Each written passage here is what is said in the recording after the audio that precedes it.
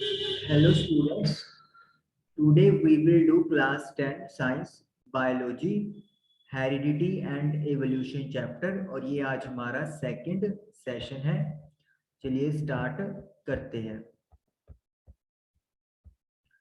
तो आज हम लोग पढ़ने वाले हैं rules for the inheritance of traits. Traits किस तरीके से एक जनरेशन से दूसरे जनरेशन में जाते हैं, उनके क्या रूल्स हैं वो डिस्कस करेंगे और उनमें जो मेंडल के कॉन्ट्रीब्यूशन है उसकी बात होगी।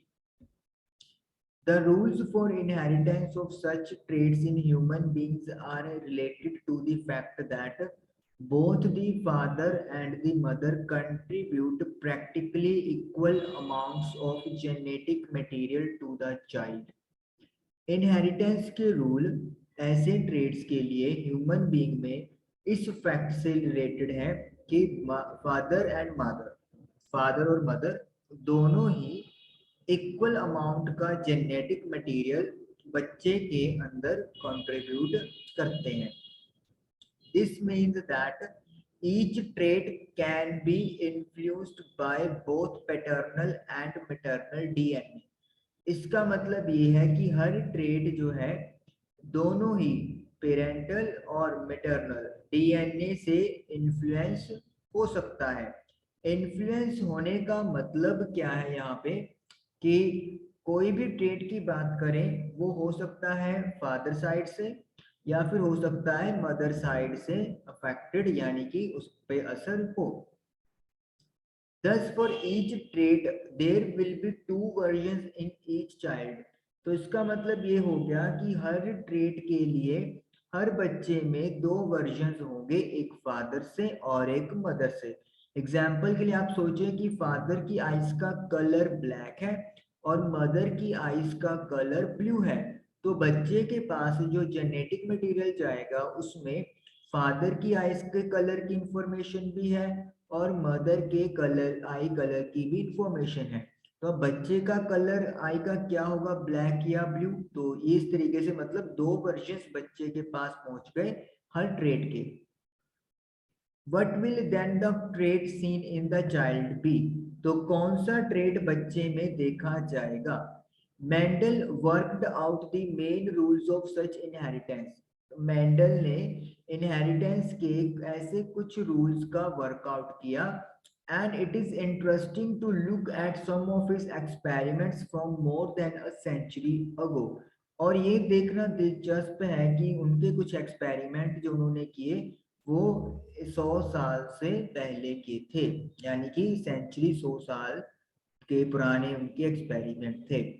जॉर्ज जोहान मेंडल, ये उनका कंप्लीट नेम है जो आप लोगों को याद रखना है। चलिए, Mendel used a number of contrasting visible characters of garden peas, round wrinkled seeds, tall short plants, white violet flowers and so on। Mendel ने बहुत सारे ऐसे करेक्टर्स वाले गार्डन पीस यानी कि मटर लिए जिनमें जो अलग अलग करेक्टर्स थे वो देखे जा सकते थे। जैसे कि सीड्स में कॉन्ट्रास्टिंग क्या करेक्टर है, अगर एक शीट की शेप राउंड है तो अदर वंस के रिंकल थे। अगर कुछ प्लांट्स की हाइट लंबी थी तो कुछ शॉर्ट भी थे। कुछ के फ्लावर्स का कलर वाइट था तो बाकियों के वायलेट था।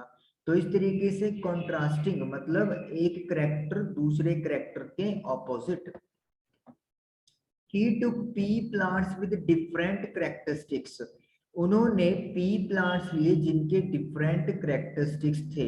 A tall plant and a short plant, तो उन्होंने सबसे पहले एक टॉल प्लांट और एक शॉर्ट प्लांट टेक ओवर किया। Produced progeny bye crossing them, उनका क्रॉस पॉलिनेशन करवाया जो हमने रिप्रोडक्शन चैप्टर में पढ़ा है, और उससे नेक्स्ट जनरेशन यानी कि प्रोजेनी प्रोड्यूस हुई। And calculated the percentages of tall और शॉर्ट प्रोजेनी, और उन्होंने कैलकुलेट किया कि कितने ट्री टॉल हैं और कितने ट्री शॉर्ट हैं, वो परसेंटेज उन्होंने कैलकुलेट किया। इन द फर्स्ट प्लेस, पहले नंबर पे या पहली जगह पे, there were no halfway characteristics in this first generation और F1 प्रोजेनी। F1 प्रोजेनी में या फर्स्ट जनरेशन में कोई भी हाफ वे करेक्टरिस्टिक नहीं था। हाफ वे करेक्टरिस्टिक्स का मतलब क्या है?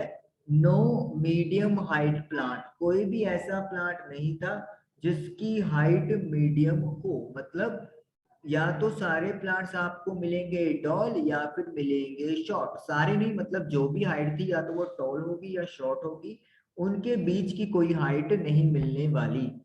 ऑल प्लांट्स वर टॉल, बल्कि सारे की सारे प्लांट्स टॉल थे। This meant that only one of the parental traits was scene. तो इसका मतलब क्या हो गया कि दोनों में से एक ही पेरेंटल ट्रेट यहाँ पर देखा गया। यानी कि हमने देखा कि टॉल और शॉर्ट दोनों के अगर आप ट्रेड्स की बात करो तो कैपिटल टी और शॉर्ट टी है, लेकिन एक्सप्रेस सिर्फ कैपिटल टी वाला ही हुआ है। So the next question, okay, not some mixture of two. आपको कोई भी ऐसा प्लांट नहीं मिलेगा जो दोनों का मिक्सचर मिले। So the next question was, तो next question था, were the tall plants in the F1 generation exactly the same as the tall plants of the parent generation? जो F1 में प्लांट्स थे, क्या उनकी हाइट बिल्कुल अपने पेरेंट जनरेशन के प्लांट की हाइट की इक्वल थी? Mendelian experiment test this by getting both the parental plants and these F1 tall plants to reproduce by self-pollination. Mendelian ने ये एक्सपेरिमेंट करने के लिए क्या किया, दोनों पेरेंटल प्लांट्स लिए एंड फिर उसके बाद ये जो F1 प्लांट थे उनका रिप्रोडक्शन करवाया by self pollination. Self pollination मतलब विद इन सेम फ्लावर ही जो पॉलन ग्रेन है वो स्टिग्मा में ट्रांसफर होता है, तो उसे सेल्फ पॉलिनेशन कहते हैं। तो यानी कि जो F1 के टॉल प्लांट्स हुए थे उनको फर्दर आगे रिप्रोडक्शन के लिए करवाया गया, जो कि सेल्फ पॉलिनेशन के थ्रू हुई। The progeny of the parental plants are of course all tall. जो पेरेंटल प्लांट्स के प्रोजेनी थे वो सारे के सारे टॉल हुए। जैसे हम लोग यहाँ पे देख रहे हैं जो पेरेंटल प्लांट्स हैं उनके जो हाइट है वो सभी की सभी टॉल थी। However, the second generation or F2 progeny of F1 tall plants are not all tall. लेकिन F1 से जो नेक्स्ट प्रोजेनी बनी यानी F2 जनरेशन, उसमें सारे प्लांट टॉल यानी कि लंबे नहीं थे। Instead 1/4 of them are short, बल्कि चार में से एक 1/4 जो थे वो शॉर्ट थे, जैसे कि आप यहाँ पर भी देख सकते हो। This indicates that both the tallness and shortness traits were inherited in the F1 plants, but only the tallness trait was expressed. इससे ये इशारा मिलता है कि दोनों ही टॉलनेस और शॉर्टनेस ट्रेट्स F1 प्लांट्स के अंदर चले गए, लेकिन सिर्फ टॉलनेस वाला ट्रेट ही अपने आप को एक्सप्रेस कर पाया था। This led Mendel to propose that two copies of factor now called genes controlling traits are present in sexually reproducing organism. इससे मेंडलीव ने ये आइडिया प्रपोज किया कि जो भी सेक्सुअली रिप्रोडक्शन से ऑर्गेनिज्म प्रोड्यूस हो रहे हैं उसमें हो क्या रहा है कि दोनों ट्रेट्स जाते हैं मदर साइड से भी और फादर साइड से भी, जिन्हें हम लोग जीन्स बोलते हैं, और वो कंट्रोल करते हैं ट्रेड का कि कौन सा ट्रेड अपीयर होएगा और कौन सा ट्रेड अपीयर नहीं होएगा। तो पहले उनको फैक्टर बोलते थे और अब हम उनको जीन्स बोलते हैं। These two may be identical or may be different depending on the parentage. ये दोनों जो जीन्स हैं ये सेम भी हो सकते हैं और डिफरेंट भी हो सकते हैं। जैसे यहाँ पे देखिए, यहाँ पे दोनों टी कैपिटल है और यहाँ पे दोनों टी स्मॉल है, तो यानी कि यहाँ पे तो आइडेंटिकल हो गया। लेकिन जो F1 है उसमें एक कैपिटल टी है और एक स्मॉल टी है, तो इसका मतलब क्या हो गया, यहाँ पे जो ट्रेड्स हैं वो डिफरेंट है। तो यही वो कहना चाह रहे हैं कि जो जीन्स है वो दो जो कॉपीज हैं वो सेम भी हो सकती हैं सिमिलर, या फिर डिफरेंट भी हो सकती हैं। सिमिलर वर्ड का यूज करेंगे क्योंकि सिमिलर का मतलब होता है दिखने में एक जैसे, लेकिन उनका स्ट्रक्चर डिफरेंट हो सकता है। शेप का मतलब क्या होता है कि वो बिल्कुल एक से एक जैसे हैं, सेम का मतलब sorry. A pattern of inheritance can be worked out with this assumption as shown in figure. तो पैटर्न जो बनाया गया है इसी assumption को ध्यान में रखते हुए बनाया गया है। तो आप लोगों को क्या है, देखिए जैसे यहाँ पे कैपिटल टी यहाँ से एक जाएगा और यहाँ पे एक स्मॉल टी, तो कैपिटल टी स्मॉल टी, फिर ये कैपिटल टी ये small T, capital T small T, capital T small T, और फिर जब स्मॉल एक कैपिटल टी और एक स्मॉल टी का सेल्फ पॉलिनेशन हुआ तो तीन पॉसिबिलिटीज आ गई, capital T capital T, capital T small T, small T capital T, इनको एक ही कंसिडर किया जाएगा और एक बार दोनों स्मॉल टी। तो इस तरीके से हमारे पास क्या बन गए, यहाँ पर अलग अलग पॉसिबिलिटीज बन गई। Activity 9.2, in figure 9.3 what experiment would we do to confirm that F2 generation did in fact have a 1:2:1 ratio of TT, TT and TT trait combination? Ratio कैसे आया है, देखिए F2 में दोनों टी कैपिटल हैं तो चार में से कितने प्लांट हैं, 1। एक कैपिटल टी और एक स्मॉल टी कितने प्लांट्स हैं, 2, और दोनों टी स्मॉल है ऐसे कितने हैं, 1। तो 1:2:1 और इसी रेशियो की बात इन्होंने की है और इसे हम लोग जीनोटाइप बोलते हैं। जीनोटाइप जो जीन्स के परसेंटेज के ऊपर डिपेंड करता है। एक और यहाँ पे वर्ड होता है that is called phenotype. Phenotype होता है जो विजिबिलिटी हमें दिखाई देती है। अब देखिए अब विजिबिलिटी में हमें क्या दिखाई दे रहा है कि 3 ट्री लंबे हैं 4 में से और एक ट्री का हाइट शॉर्ट है, तो यानी कि विजिबिलिटी में क्या बन गया, 3:1 दैट इज फेनोटाइप, और जेनोटाइप में 1:2:1 आ गया। In this explanation, both TT and TT are tall plants. तो इस एक्सप्लेनेशन में दोनों बड़े टी और एक बड़ा टी और एक छोटा टी टॉल प्लांट्स हैं, while only TT is a short plant. लेकिन जो दोनों टी स्मॉल है वो एक शॉर्ट प्लांट बनता है। In other words, a single copy of capital T is enough to make the plant tall. अगर एक कॉपी कैपिटल टी की चली जाए तो उससे ही प्लांट की हाइट लंबी हो जाती है। While both copies have to be small t for the plant to be short. लेकिन अगर प्लांट की हाइट को शॉर्ट होना है तो जो टी है वो दोनों के दोनों स्मॉल होने चाहिए। Traits like T are called dominant trades.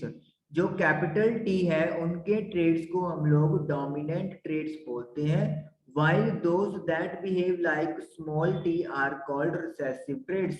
और जो स्मॉल टी बिहेव करते हैं मतलब तभी अपीयर होंगे जब उनका दूसरा टी भी स्मॉल ही होगा, तो उसको हम लोग रिसेसिव ट्रेट बोलते हैं। यानी कि जो डोमिनेट होगा उसका एक कॉपी ही सफिशिएंट है, लेकिन जो रिसेसिव होगा उसकी दोनों कॉपीज सिमिलर होनी चाहिए। Work out which trait would be considered dominate and which one recessive in figure 9.4। तो 9.4 में जो ये फिगर है उसमें हमें बताना है कि कौन सा ट्रेट डोमिनेट है और कौन सा रिसेसिव है। ये पर्पल है ये व्हाइट है, तो आगे पर्पल कलर गया है तो उसका मतलब पर्पल क्या हो गया है यहाँ पे डोमिनेट, और व्हाइट कलर क्या हो गया है, रिसेसिव ट्रेट हो गया है। What happens when pea plants showing two different characteristics rather than just one bred with each other? कहता है अगर पी प्लांट्स के पास दो अलग अलग करेक्टर्स हो एक की बजाय और उन दोनों को आपस में कॉम्बिनेशन किया जाए तो फिर क्या होगा। What do the progeny of a tall plant with round seeds and a short plant with wrinkled seed look like? हमने क्या लेना है, एक ऐसा पी प्लांट लेना है जो टॉल हो और उसके सीड्स राउंड हो, और हमने उसका जो करवाना है क्रॉस वो कहाँ से करवाना है, एक शॉर्ट प्लांट जिसका रिंकल शीड लाइक लुक हो। तो इसका मतलब क्या हो गया, दो करेक्टर्स हम लोगों ने उठा लिए, एक तो हाइट जिसमें टॉल हो सकती है और शॉर्ट भी हो सकती है, और दूसरा हमने उठाया शेप दैट इज राउंड शीड्स है या फिर रिंकल सीड्स हैं। दे आर ऑल टॉल, ये सभी टॉल हैं एंड हैव राउंड सीड्स, और इन सबके राउंड सीड्स हैं। Tallness and round seeds are thus dominate traits. जो टॉलनेस और राउंड सीड्स हैं वो डोमिनेट ट्रेड्स हैं। यानी कि अगर हम लोग टॉल और शॉर्ट में से बात करें तो टॉलनेस, और अगर राउंड और रिंकल की बात करें तो round will be the dominate trade. But what happens when these F1 progeny are used to generate F2 progeny by self-pollination? अब कहते हैं F1 progeny तो आपको मिल जाएगी जिसमें टॉल विद राउंड सीड्स होंगे, लेकिन जब ये सेल्फ पॉलिनेशन से नेक्स्ट जनरेशन प्रोड्यूस करेंगे F2 progeny, तो क्या होगा? A Mendelian experiment will find that some F2 progeny are tall plants with round seeds. Mendelian के एक्सपेरिमेंट ने देखा कि कुछ F2 प्रोजेनी टॉल प्लांट होते हैं जिनके पास राउंड सीड्स होते हैं, and some were short plants with wrinkled seeds, और कुछ ऐसे प्लांट्स थे जो साइज या हाइट में छोटे थे लेकिन उनके सीड्स रिंकल थे। तो ये तो हम लोग पहले ही ले रहे थे, लेकिन अब जो नई बात आई वो क्या थी? However, there would also be some F2 progeny that showed new combination. हमें F2 प्रोजेनी में कुछ नए कॉम्बिनेशन भी देखने को मिले। Some of them were would be tall, उनमें से कुछ क्या थे? टॉल थे, बट हैव रिंकल सीड्स, लेकिन उनके जो सीड्स थे वो रिंकल थे। जबकि हमने क्या देखा है कि टॉल के साथ राउंड है और शॉर्ट के साथ रिंकल है, लेकिन यहाँ पे हम लोग क्या देख रहे हैं? टॉल के साथ रिंकल वाला ट्रेट चला गया है। while other would be short but have round seeds, और जो बाकी थे उनका साइज शॉर्ट था लेकिन उनके सीड्स राउंड थे। You can see as to how new combination of traits are formed in F2 offspring when factor controlling for seed shape and seed color recombine to form zygote leading to form F2 offspring। कहते हैं कि आप नए combination जो है वो कैसे देख सकते हो कि F2 में प्रोड्यूस हुए, जब फैक्टर जो कंट्रोल कर रहे थे शीट की शेप और शीट कलर को, वो आपस में कंबाइन हुए जायगोट बनाने के लिए, जो फिगर में आपको दिखाया गया है। Thus tall short trait and round wrinkled seed trait are independently inherited. तो इसका मतलब क्या है? ये जो ट्रेट्स हैं ये इंडिपेंडेंटली इनहेरिट हुए हैं, यानी कि किसी का भी किसी के साथ लिंक नहीं है ट्रेट्स का, सब आपस में सेपरेटली मूव करते हैं।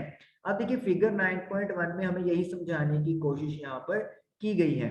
यहाँ पे देखिए राउंड रिंकल, राउंड आपको पता है कि डोमिनेट करता है ग्रीन और येलो में से, येलो डोमिनेट कर रहा है। तो round with green capital R represent कर रहा है राउंड को, और स्मॉल वाई रिप्रेजेंट कर रहा है ग्रीन को, स्मॉल आर रिप्रेजेंट कर रहा है रिंकल को, कैपिटल वाई रिप्रेजेंट कर रहा है येलो को। यहाँ पे इनके गैमेट्स बने R with small Y and small R with capital Y, और इससे जो है इनका जो नेक्स्ट जनरेशन यानी कि F1 जनरेशन प्रोड्यूस हुआ, capital R small R, capital R dominate कर गया तो ये राउंड शेप है, और कैपिटल वाई स्मॉल वाई तो यहाँ पे येलो कलर डोमिनेट कर गया। अब ये है आपके पास क्रॉस पॉलिनेशन। अब यहाँ पे R R Y Y round with yellow की सेल्फ पॉलिनेशन करवाई गई है। सेल्फ पॉलिनेशन में हम लोगों ने क्या देखा है कि 16 टोटल यहाँ पे हमें केसेस बन रहे हैं, देख सकते हो आप लोग यहाँ पे 16 केसेस हम लोग मिल रहे हैं, जिसमें से राउंड विद येलो के 9 है, राउंड विद ग्रीन के 3 है, रिंकल विद येलो के 3 है, और रिंकल विद ग्रीन के 1 यहाँ पर केस है। तो इस तरीके से अगर राउंड का येलो के साथ हो रहा है तो राउंड का ग्रीन के साथ भी पॉसिबल है, रिंकल का येलो के साथ हो रहा है और रिंकल का ग्रीन के साथ भी पॉसिबल है। तो मतलब जो ट्रेड्स हैं वो आपस में एक दूसरे के साथ लिंक्ड नहीं है, वो इंडिपेंडेंटली इनहेरिट में जाते हैं। इस टेबल को बनाने के लिए आपको करना क्या है? Capital R capital Y, capital R small Y, small R capital Y और स्मॉल आर स्मॉल वाई, यानी कि चारों टाइप के कॉम्बिनेशन आपने हॉरिजॉन्टल और वर्टिकल लिख लेने हैं। फिर देखिए आर आर दोनों कैपिटल है, वाई वाई भी कैपिटल है, आर आर कैपिटल है, एक वाई और एक वाई आपका मिल गया, R R Y Y, R R Y Y. तो इस तरीके से आप लोग 16 कॉम्बिनेशंस बना लेंगे, जिनमें से 9 राउंड विद येलो होएगा, 3 राउंड विद ग्रीन होएगा, रिंकल विद येलो होएगा और रिंकल विद ग्रीन होएगा। तो इस तरीके से हम लोग जजमेंट ये कर रहे हैं कि अगर हमारे पास 16 प्लांट्स बनते हैं तो उनमें से 9331 का ये जीनोटाइप चलेगा, जिसमें आप लोगों को अलग अलग तरह के जो ट्रेड्स हैं, जो करेक्टर्स हैं, वो हमें देखने को मिलेंगे। और एक्चुअली में ये 9:3:3:1 जो है वो जीनोटाइप ना होकर अगर हम लोग इसको फेनोटाइप कहें तो ज्यादा हमारे लिए बेटर है, क्योंकि राउंड विद येलो के लिए देखिए ये भी राउंड विद येलो है और ये भी राउंड विद येलो है, लेकिन यहाँ पे जो वाई है वो वहां पे दोनों में सेम नहीं है, तो इसीलिए हम लोग इसको बेटर है फेनोटाइप कहें तो ज्यादा ठीक है। तो इस तरीके से आपको पता चला कि किस तरीके से जो ट्रेड्स हैं वो इंडिपेंडेंटली इनहेरिट होते हैं। नेक्स्ट हम लोग मिलेंगे नेक्स्ट सेशन में। Till then thank you and good bye.